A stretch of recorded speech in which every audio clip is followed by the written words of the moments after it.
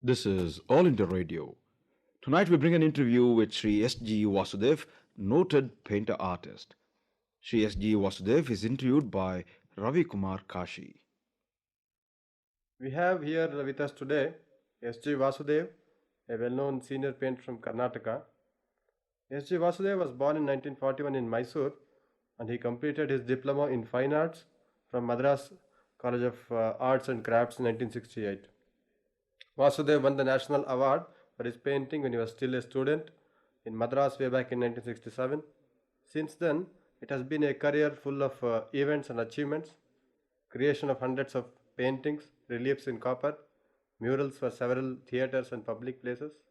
Along with this, Vasudev has also worked for Samskara and Vamshavruksha, two new wave films as art director, and has designed cover jackets for several books. He was part of a loosely knit group of artists who founded the artist village Cholamandal near Madras in 60s. Cholamandal went on to make a mark for itself in the Indian art scene and art history in the 70s and 80s.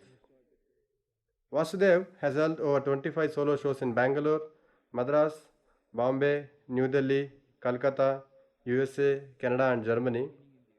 Early in his career, he came up with a series of Vriksha paintings. In 80s, this Kalpavruksha became a tree of life, and later it also became the tree of life and death. 90s saw ink drawings titled He and She, followed by Inscape, looking at human face like a landscape.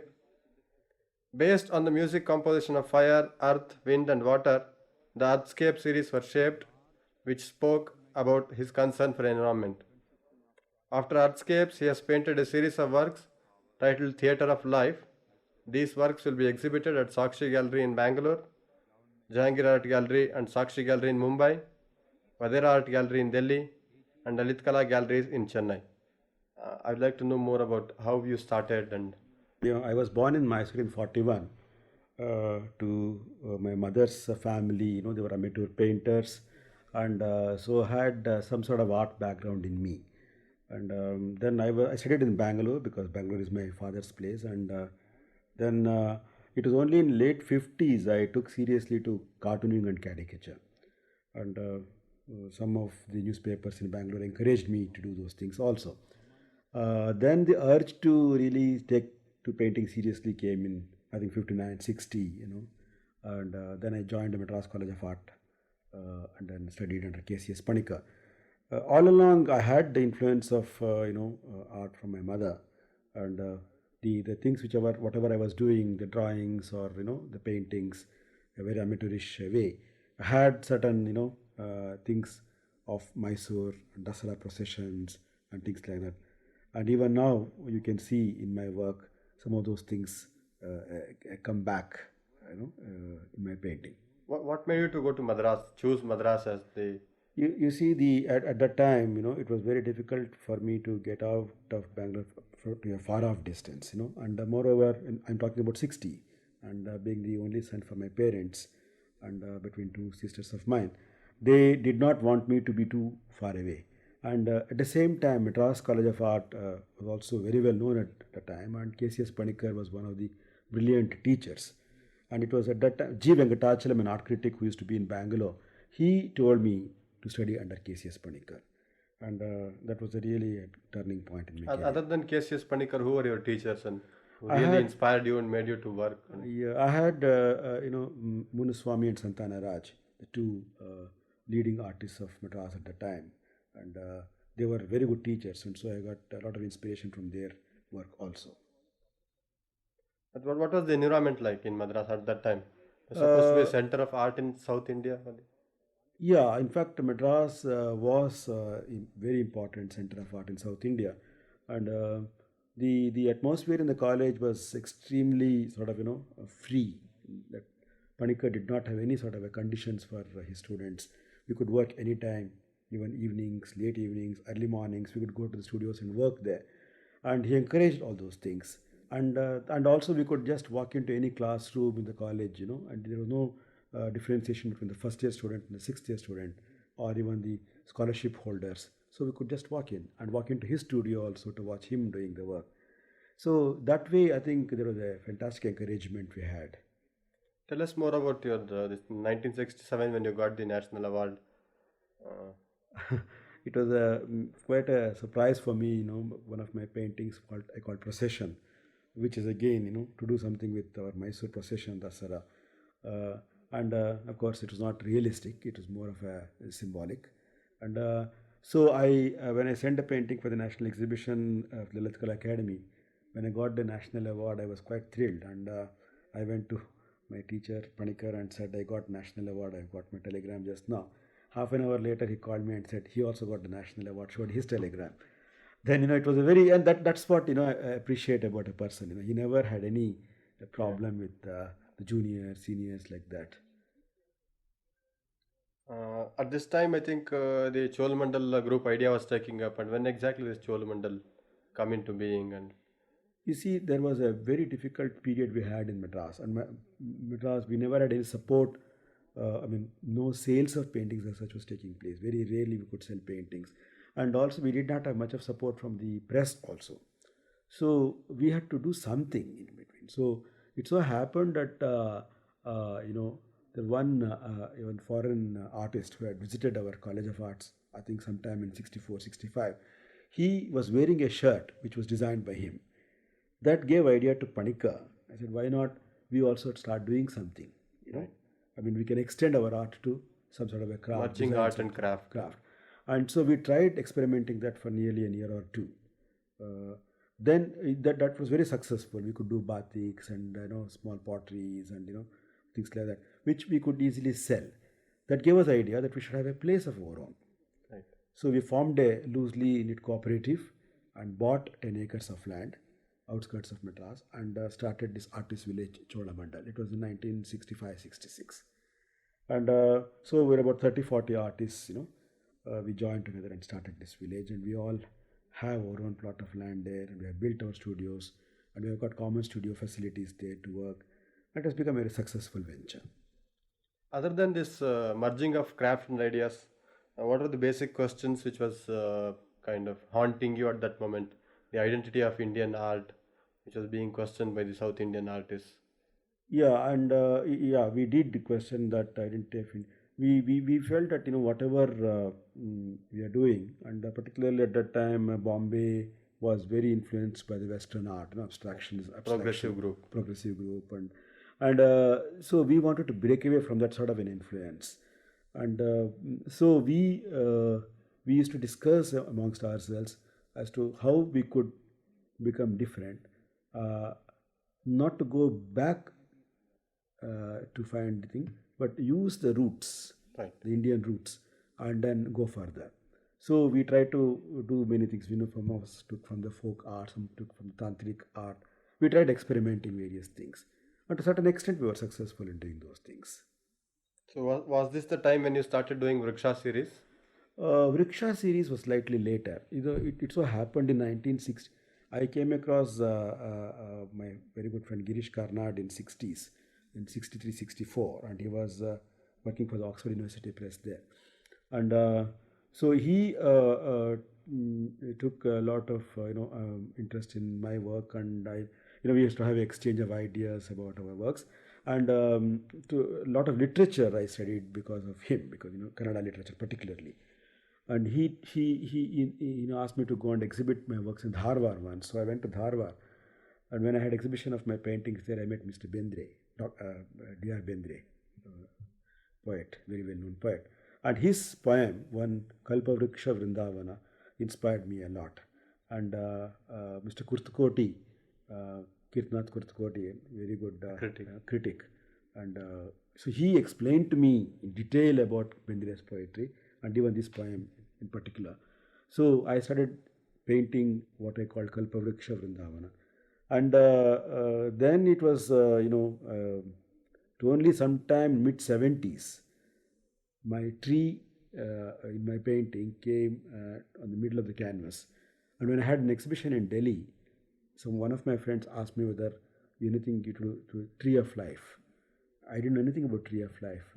So then I read books on Tree of Life and how Tree of Life had influenced artists, craftsmen, in various religions, and but what I called them vriksha, and I didn't want to call them tree of life, but I wanted to call them vriksha. And the vriksha concept in Indian thing is extremely important, kalpa vriksha concept, and so I used that thing and went on painting vrikshas. So when exactly this tree of life became tree of life and death? It The was extension of the yeah, it scope. was sometime in mid 80s. I had a colleague in the College of Arts when I was studying, named Arnavas, and so she was a brilliant painter. So we were friends, and then later on we got married, and then we started our life also at Cholamandal Artist Village, and it was in the middle of 80s that she had cancer, and ultimately she died of cancer. And I don't know. I mean, I never thought of death at that point. But then my paintings had, I called it a tree of life and death. It was only later on, after her death, somebody said that perhaps this premonition was there in your thing, and you were, working on those things. Later, I think you started with the He and She series and then the Humanscape. Yeah, I what I did was after 1987, 88, after she died, I moved to Bangalore. I used to come to Bangalore very often because my source of inspiration has been Kannada literature, Kannada theatre, and Kannada alphabets. In fact, I'm extremely fond of Kannada alphabets. I use a lot of Kannada alphabets In in your my work. painting. Yeah, in my painting, and so my connection with Kannada literature and the theatre, and I used to come and do something for Karanth, for Karnad, or whatever it is. I did art direction for 2 Kannada films also. So I always had connection with Karnataka regularly, and used to come and exhibit my works here. And so, but when after Arnavas died, I moved to Bangalore because I wanted my son to have a home, and my sisters, my parents all live in Bangalore. No parents are no more, but at that time. So when I moved to Bangalore, I didn't know what to do for some time because it so happened from 1962. I was so attached to Arnavas and as a friend, and almost sort of a A sudden guide and a loss. critic at home. I lost that sort of a thing. I didn't know anybody whom I could talk to, and so it took some time for me to go back to painting. When I went back to painting, all the things which I did in 60s, 70s, and early 80s all started coming back, In a and so retrospective. yeah, sort of a retrospective. And at that time, I called when I called Maithuna. I used to do Maithuna paintings early in 70s. So the Maithuna figures became he and she there. I didn't know who was she there. Who was he. So things like that started coming in my painting. Yeah. That was an interview with Sri S.G. Vasudev, noted painter artist. Sri S.G. Vasudev was interviewed by Sri Ravi Kumar Kashi. We'll bring the second part of this interview on Friday, the 6th January 1999. This broadcast came to you from the Bangalore station of All India Radio. This is All India Radio. Tonight we bring an interview with Sri S.G. Vasudev, noted painter artist, when he was in Bangalore recently. Sri S.G. Vasudev is interviewed by Ravi Kumar Kashi. We have here with us today S.G. Vasudev, a well-known senior painter from Karnataka. Before we come to your present days, how did this transformation from this earthscape to the theatre of life? When did you start this series of new series? Nearly for about two and a half years, I was using my farm studio. It is just about 10 kilometers outside Bangalore. My father, being agriculturist, he had given a small bit of land. So I built a small farm studio there before I built my own studio in Bangalore city. And there I used to sort of, watch the villagers, getting glued to television in the evenings. That's the biggest entertainment for them. Or the temple festivals. And so those sort of things influenced me in my work.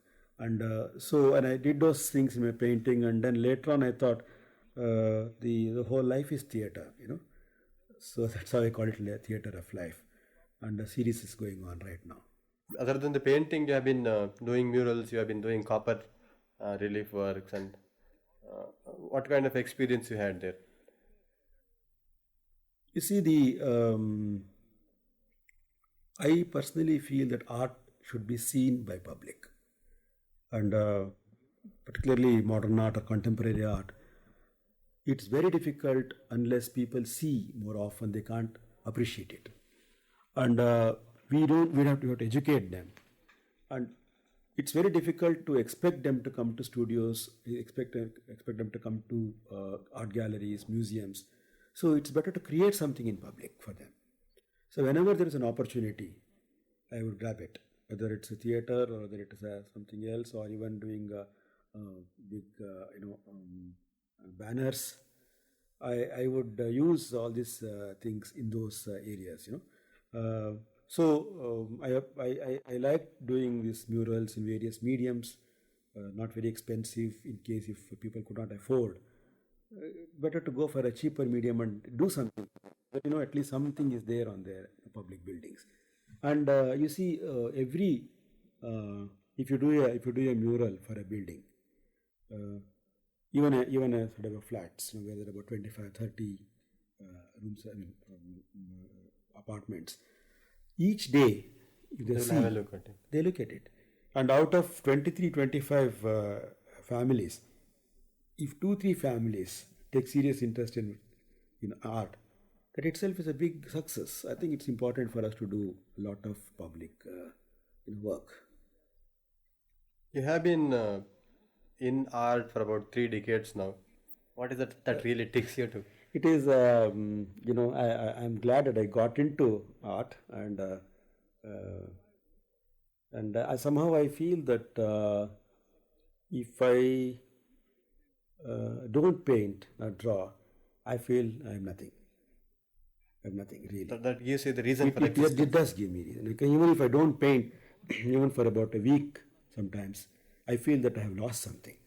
So I want to be continuously painting. And at the same time, something.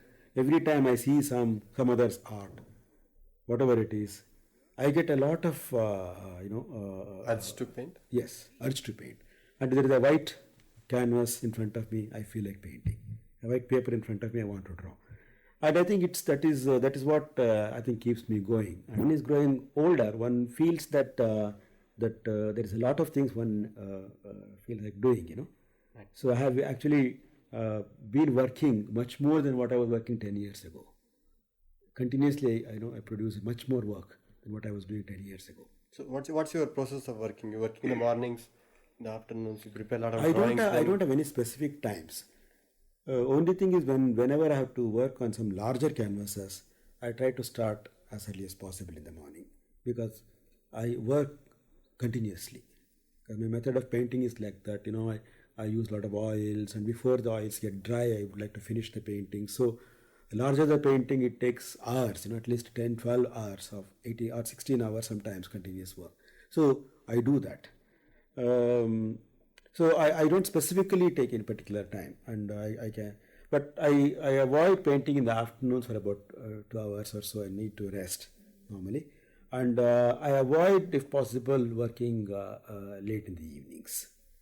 But before you start the canvas, you do a lot of drawings and preparations, and then I don't prepare at all for painting. you I feel- spontaneously start the canvas. Yeah, I don't. The drawings I do, but they're complete by themselves. And painting is straight away I start working on the canvas. I don't prepare with my drawings at all. But basically, I have some idea, and I start working with that idea. And then as I paint, many things start coming into the work. You have been watching the Bangalore art scene, Karnataka art scene rather, for about 3 decades now. What do you feel the changes in it? In 60s, it was quite, we were in a real sad situation. We never had any college of art of any, standing. And so quite a lot of students were going to only some small private schools. And but it was sometime by mid-70s, one felt that, there is some sort of a youngsters working activity started moving. So when this was happening, one felt that these artists also should get exposure outside, because it's not sufficient for them. not much of exhibitions were coming to Bangalore, and they didn't know what was happening elsewhere in the country. To even experience something else, they needed to go out of Karnataka to see. So what we did was, we this State Lalit Kala Academy, when it was formed again sometime in '77 or something, and Dr. K.K. Hebbar became the chairperson. At that time, we had this we programmed. We thought we should send the best of the students from here to either Baroda, Shantiniketan, Delhi with some scholarship For higher studies. for higher studies. And the change which took place was dramatic. In the course of last 10-15 years, and Karnataka has become one of the best centers for art. That's something which is really very important, very significant. What are your future programs in the sense? Any new series coming up? New idea? Well, right now, Theatre of Life has been there, and I think I've got a lot of subject with that, because when I did the paintings of tree, rickshaw, what I called it didn't have anything to do with environment at that time. I always had connection with earth, sky, star. Somehow, my paintings always had these things. And and I also like to listen to music when I paint. I play music all the time, classical, Hindustani, Carnatic, as well as Western classical music. And it so happened that some of the lovely music given on seas, then rivers, sands, so inspired me when I was painting, and then I called it Earthscapes. And the issue of environment degradation also started coming there. After moving to Bangalore, I have been more conscious, maybe because I have been meeting a lot of activists, and It's people given a from different various- dimension. different dimension to the whole thing, and so I called it Earthscapes, which still goes on here now and then in my painting. Yeah. The thing is, whatever these the stories which one had heard, what my grandfather had said, or what my great friend A.K. Ramanujan had said, and all these things are all coming in my work, and I somehow see that there is a lot of things which one wants to do in this area, and I don't know where it's going to lead, but I'm just working. So you're looking forward to great days. Of course, yes, and Painting of and- course, yes, I do look forward to great days, and I'm already planning many things. And one more thing which I have been very seriously thinking of doing. In fact, I have worked to a certain extent, is from ancient Kannada alphabet to the present day. Use the Kannada alphabets as they were, and development of that, and come to the poetry, theatre, literature, everything, and significant work which is done in these fields by various writers, and I want to bring all those things in my drawings and paintings and have a very massive show of that. Maybe in the course of 1 year I'm going to do that. In between all these human figures, will the tree remain in the coming works? The tree has been reoccurring in various shapes.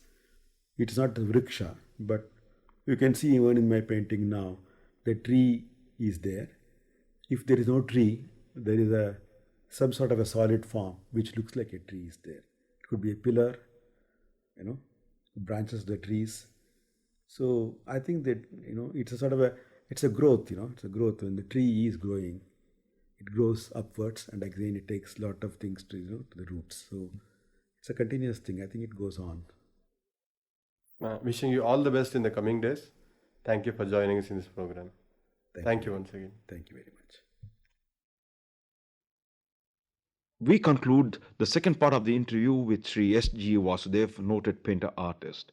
He was interviewed by Ravi Kumar Kashi. This broadcast came to you from the Bangalore station of All India Radio.